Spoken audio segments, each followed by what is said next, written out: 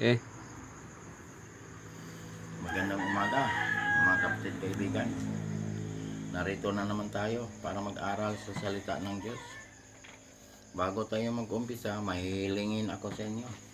Paki-subscribe, paki-like, paki-share sa aming munting YouTube channel, Marlon Coret YouTube channel, para mapabilis pagpalaganap ang salita ng Diyos sa buong mundo at maipakilala natin ang ating Panginoong Hesukristo na ating Panginoong Tagapagligtas. Paki-subscribe, paki-like, paki-share. Maraming salamat po. Tayo na ay manalangin. Ama naming Diyos, ng makapangyarihan sa lahat. Salamat po, Panginoon, sa umagang ito. Narito po kami, Ama, para mag-aral sa iyong salita. Basbasan mo po, Panginoon, ang lahat ng taga-subaybay at lahat ng tagapakinig nitong mensahe nito, na sila'y makakilala sa iyo at ikaw ay tanggapin bilang Panginoon at tagapagligtas. Ito ang aming hiling at samudalangin sa pangalan ng aming Panginoong Hesukristo, na aming Panginoong tagapagligtas. Amen. Dito tayo mag-aral, mga kapatid kaibigan, sa Mateo Kapitulo 25, versikulo 6 hanggang 13. Ito ang ating pag-aaralan ngayon sa umagang ito. Ito ang sinasabi dito sa versikulo 6. Subalit ng hating gabi na ay may sumigaw, narito na ang lalaking ikakasal. Lumabas kayo upang salubungin siya. Sino tong lalaking ikakasal? Ang ating Panginoong Hesukristo ito. Ito ang sinasabing lalaking ikakasal. Anong sabi? Lumabas kayo para salubungin ang lalaking ikakasal. Salubungin natin ang ating Panginoong Hesukristo. Yan ang ibig sabihin ito sa versikulo 6. 7. Itong sinasabi dito sa versikulo 7. Bumangon lahat ang mga babaeng iyon at iniayos ang kanilang mga ilawan. Bumangon ang mga babae at inaayos ang kanilang mga ilawan. Yun. Kasi dahil natutulog sila. Bumangon, inaayos ang mga ilawan. Yan ang sinasabi dito sa 7. 8. Ito ang sinasabi dito sa versikulo 8. At sinabi ng mga hangal sa matatalino, bigyan ninyo kami ng inyong langis, sapagkat namamatay na ang aming mga ilawan. May 5 matatalino. Ang 5 ay hangal. Hindi naghanda itong mga hangal. Yan. Hindi handa ito ng pagdating ng ating Panginoon. Anong ibig sabihin nito? Kailangan tayo ay handa ng pagdating ng ating Panginoon. Dahil hindi natin alam ang pagdating ng ating Panginoon. Kailangan tayo ay handa sa pagdating ng ating Panginoon. Pag hindi ka handa pagdating ng ating Panginoon, ikaw ay maiiwan. Anong ibig sabihin? Ikaw ay mapapahamak. Yan. Hindi ka handa eh. Kailangan, ngayon pa lang, kailangan handa ka na sa pagdating ng ating Panginoon. Yan ang ibig sabihin nito. Yan.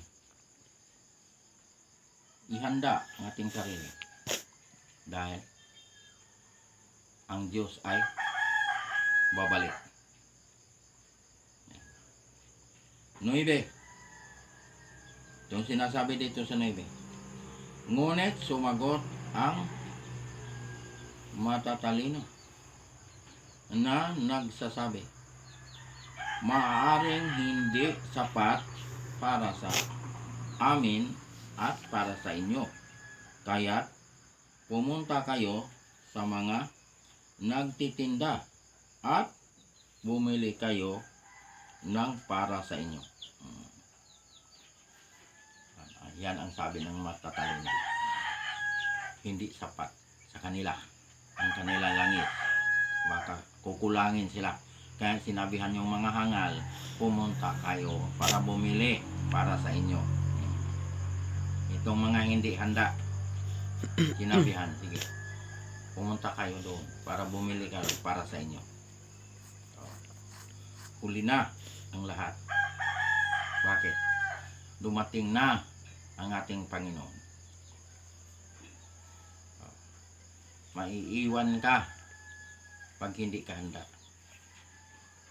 Kaya nga itong ating pinag-aralan, patungkol ito sa ating kaligtasan.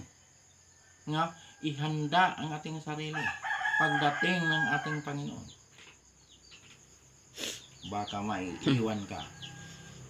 Hindi ka makasama sa ating Panginoon. Yan ang ibig sabihin nito. Ating pinag-aralan. Yan. Iwan ka. Sabi ng ang yung mga matatalino, umana kayo nasa inyo. Anong ibig sabihin? Hanapin natin ang ating Panginoong tagapagligtas. Dahil siya lamang ang Panginoong tagapagligtas. Ihanda ang ating sarili. Ngayon, buhay pa tayo.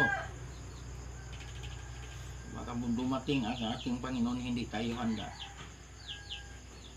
Tiyak, maiiwan. Yan. Pag naiwan ka, wala ka ng pag-asa.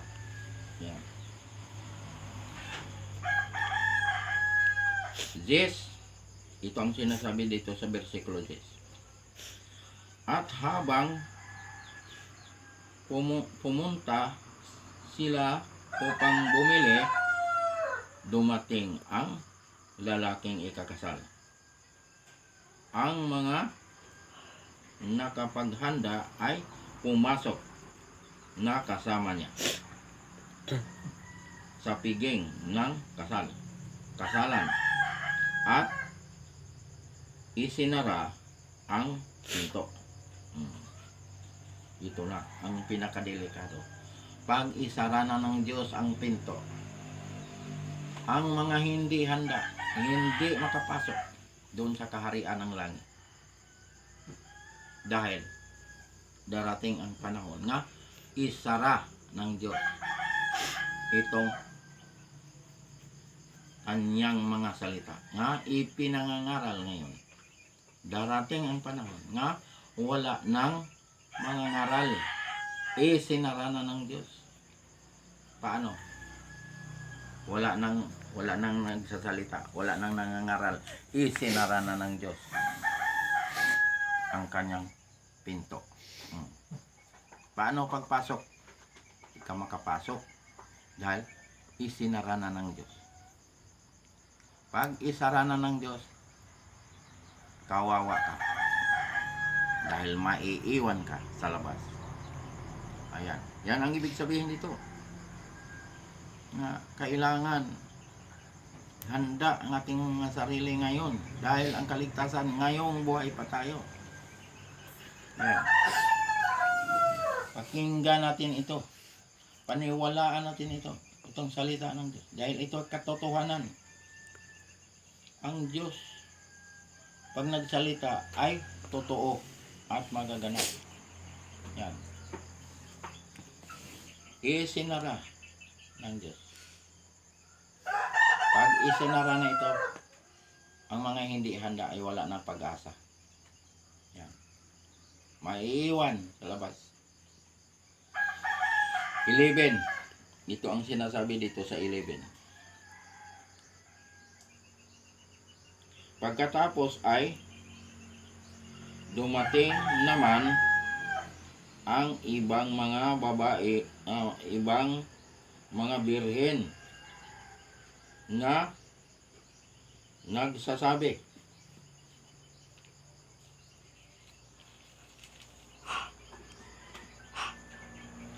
Panginoon, Panginoon, pagbuksan mo kami. Yan ang sabi. Panginoon, Panginoon, pagbuksan mo kami. Dahil hindi na sila makapasok. Isinara na ng Diyos ang pintuan para sana makapasok doon sa kaharian ng langit. Sinarhan na sila. Bakit? Bakit na hindi sila makapasok? Hindi sila handa. Anong ibig sabihin? Hindi sila naniniwala. Hindi sila nakikinig. Hindi sila nananalig. Hindi sila tumanggap kay Kristo. Kaya nga, hindi sila handa ng pagdating ng Panginoon. Kaya nga, sila ay inabot sa pagsara ng pinto. Isinara ng Diyos ang pintuan. Pag isara na ito, wala nang makakapasok. Ngayon, open pa ang pinto. Narito pa, nagsasalita pang Diyos nga ihanda ang ating sarili para tayo ay makapasok sa kaharian ng langit. Paano? Paghanda, manalig kay Kristo, tanggapin si Kristo bilang Panginoon at tagapagligtas para makapasok doon sa kaharian ng langit. Para pangalan mo ay nakasulat sa aklat ng buhay. Yan ang paghanda. 12. Ito ang sinasabi dito sa versikulo 12. Ngunit sumagot siya at sinabi, katotohanang sinasabi ko sa inyo, hindi ko kayo nakikilala. Bakit hindi kilala? Dahil hindi nananalig kay Kristo. Hindi tumanggap kay Kristo. Hindi sumunod sa utos ng Diyos. Dahil nasa utos ng Diyos ang palatandaan ng Diyos. Nga, ang sabi, kilalanin niyo ako, kilala ko kayo. Ezekiel 20:20. Kilala ng Diyos yung Kanya. Kilala din ng Diyos yung hindi sa Kanya. Kahit ang sinabi dito, hindi ko kayo kilala. Pag hindi ka kilala ng Diyos, hindi ka makapasok sa kaharian ng langit. Yan ang ibig sabihin nito sa versikulo 12. Pag hindi ka kilala ng Diyos, dahil naglagay ang Diyos ng palatandaan sa kanyang mga anak, mga hinirang, ang mga nilalang, naglagay ang Diyos ng palatandaan. Ano ang palatandaan ng Diyos? Nga, kilala natin ang Diyos. Ang Sabat, ang ikapitong araw. Ayan ang ginawa ng Diyos ng palatandaan. Nga, kilala natin ang Diyos. Kilala tayo ng Diyos. Yan. Last verse. Ito ang sinasabi dito sa versikulo 13. Last verse na ito. Kaya maging handa kayo sa pagkat hindi ninyo nalalaman ang araw o ang oras. Yan ang sinasabi ng Diyos. Kailangan handa. Lagi. Kaya hindi natin alam ang araw o oras ng pagdating ng ating Panginoon. Ngayon pa lang, ihanda ang ating sarili. Ito kaligtasan, itong ibig sabihin nito. Paano? Paghanda? Para makapasok sa kaharian ng langit? Sinong tagapagligtas? Si Jesucristo. Dahil ang ating Panginoong Jesucristo ay Diyos nga nagkatawang tao. Siya ay tunay na Diyos at buhay na walang hanggan. Siya lamang ang tagapagligtas, wala nang iba. Para tayo ay makapasok sa kaharian ng langit. Kaya nga ang sabi, kailangan laging handa.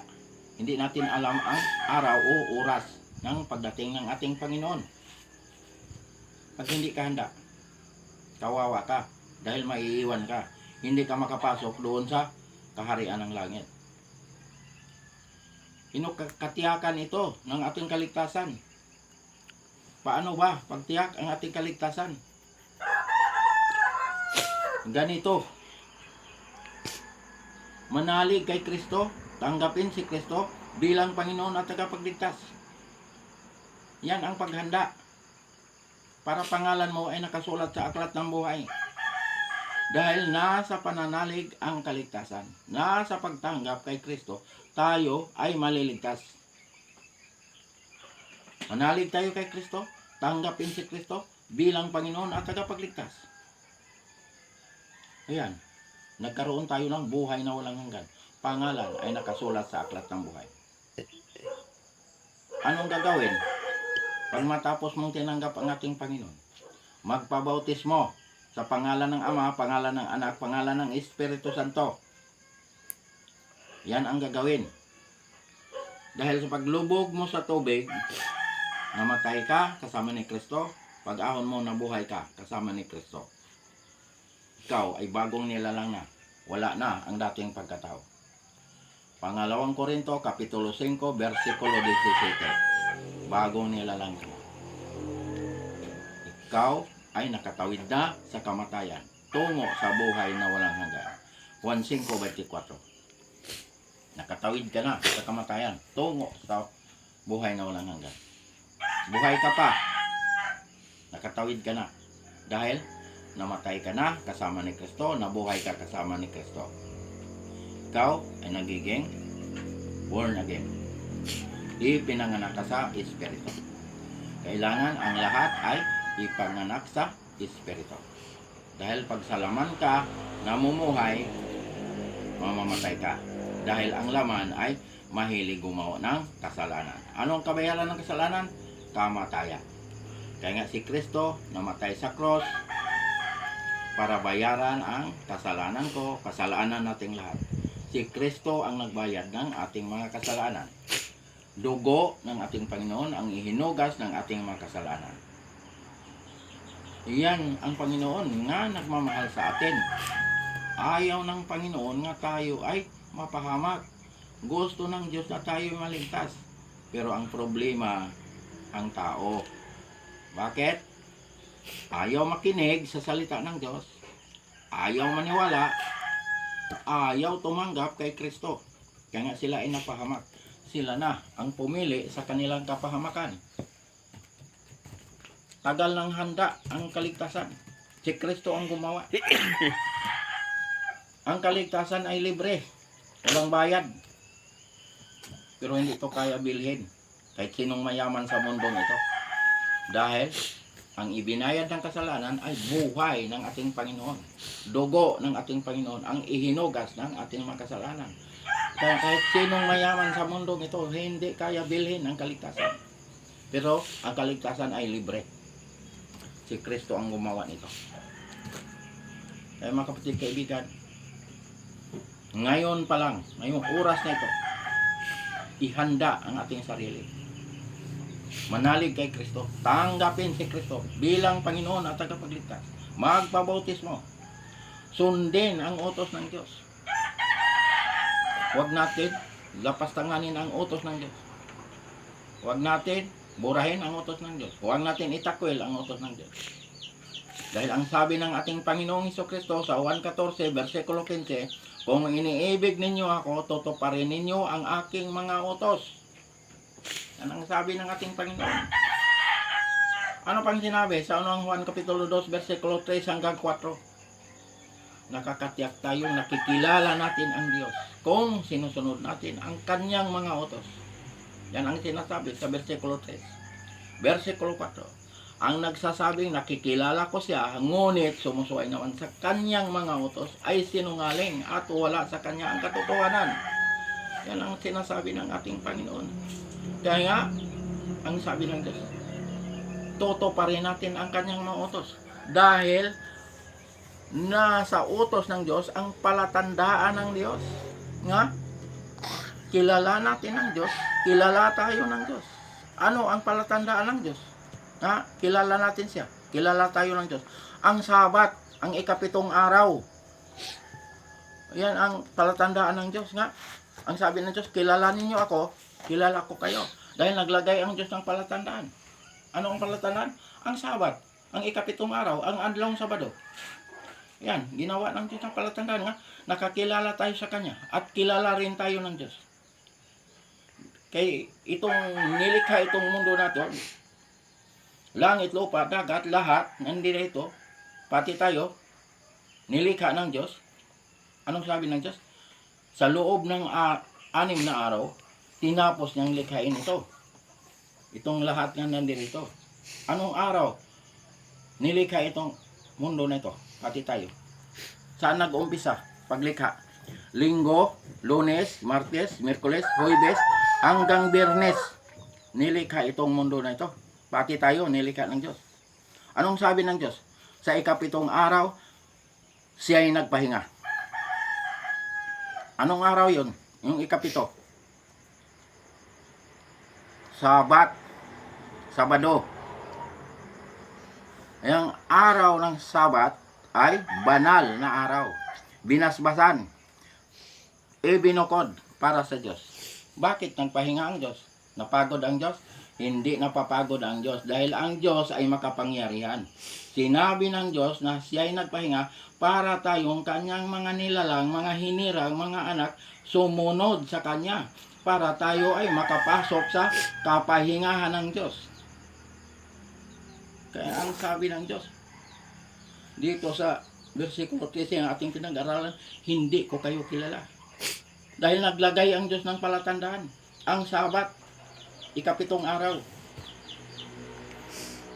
Kaya mga kapatid, kaibigan, paniwalaan natin ito dahil ito ay katotohanan. Kilala ng Diyos yung Kanya dahil naglagay siya ng palatandaan. Ang sabi ng Diyos, kilala ninyo ako, kilala ko kayo. Ezekiel 20:20.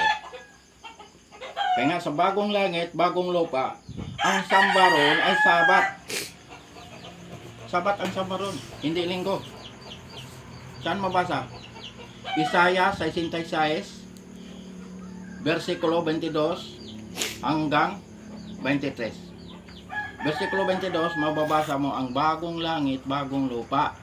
Mababasa mo doon sa versikulo 22. Pero sa versikulo 23, pag nakabasa ka ng araw ng pamamahinga, kay may Biblia kasing ang nakasulat, araw ng pamamahinga, Sabat yan, hindi yan linggo. Pero dito, sa hawak ko ng Biblia, ang nakasulat dito ay Sabat.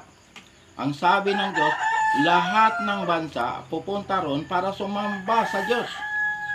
Mukhaan, harapan, makikita natin ang Diyos na ating sinasamba. Dahil bagong langit, bagong lupa na. Lahat ng bansa pupunta ron para sumamba sa Diyos sa araw ng Sabat. Hindi sinabi ng Diyos, kayo lang mga taga-Israel, taga-Hudyo, mga Hudyo, kayo lang pupunta rito para sumamba. Hindi niya sinabi yon. Sinabi ng Diyos, lahat ng bansa pupunta ron para sumamba. Pagligtas ka, pero pag hindi ka ligtas, pangalan mo ay hindi nakasulat sa aklat ng buhay, hindi ka makapunta ron, hindi ka makapagsamba ron. Dahil ang mga pangalan na hindi nakasulat sa aklat ng buhay ay itatapon sa lawa na apoy. Ang lawa na apoy, yun ang pangalawang kamatayan. Yun ang impyerno. Pero kapatid kaibigan, pag ang pangalan mo ay nakasulat sa aklat ng buhay, ay makapasok ka roon at makapagsamba ka roon. Sambahin natin ang Diyos sa espiritu at sa katotohanan. Walang mga rebulto ron, walang mga imahen, walang mga larawan doon. Bawal sa paningin ng Diyos yan. Kaya ang sabi ng Diyos, mga anak, lumayo kayo sa mga Diyos-Diyosan. Kay alang ka na sa kapahamakan. Yan ang sabi ng Diyos. Sambahin natin ang Diyos sa espiritu at sa katotohanan. Pinapalayo tayo sa mga Diyos-Diyosan. Ang sabi ng Diyos, ang Diyos ang may sabi niyan. Para tayo ay makaiwas sa kapahamakan, sa hatol ng Diyos. Yan. mga kapatid, kaibigan. Paniwalaan natin ito minsan ito. Ito katotohanan. Wala itong halo ng kasinungalingan. Nasa inyo yun. Pag kayo'y maniniwala o hindi. Basta ang Diyos hindi nagkukulang sa paalaala sa bawat isa sa atin. Tinuturuan tayo kumpleto. Kaligtasan. Si Kristo ang tagapagligtas, wala nang iba. Bautismo, tinuturuan tayo. Kautusan, tinuturuan tayo. Araw ng gusto ng Diyos na siya'y sambahin, tinuturuan tayo. Ang Sabat, ikapitong araw. Yan mga kapatid, kaibigan. Kumpleto ang itinuro ng Diyos. Kaya hanggang dito na lang tayo mga kapatid, kaibigan. Paki-subscribe, paki-like, paki-share sa aming munting YouTube channel, Marlon Coret YouTube channel, para mapabilis pagpalaganap ang salita ng Diyos sa buong mundo at maipakilala natin ang ating Panginoong Hesukristo, ating Panginoong tagapagligtas. Paki-subscribe, paki-like, paki-share. Maraming salamat po. Tayo na'y manalangin. Ama naming Diyos na makapangyarihan sa lahat. Salamat po, Panginoon, sa mga salita mo namin napag-aralan ngayong umaga nito. Basbasan mo po, Panginoon, ang lahat ng taga-subaybay at lahat ng tagapakinig nitong mensahe na ito, na sila'y makakilala sa iyo at ikaw ay tanggapin bilang Panginoon at tagapagligtas. Ito ang aming hiling at samot-dalangin sa pangalan ng aming Panginoong Hesukristo, na aming Panginoong tagapagligtas. Amen.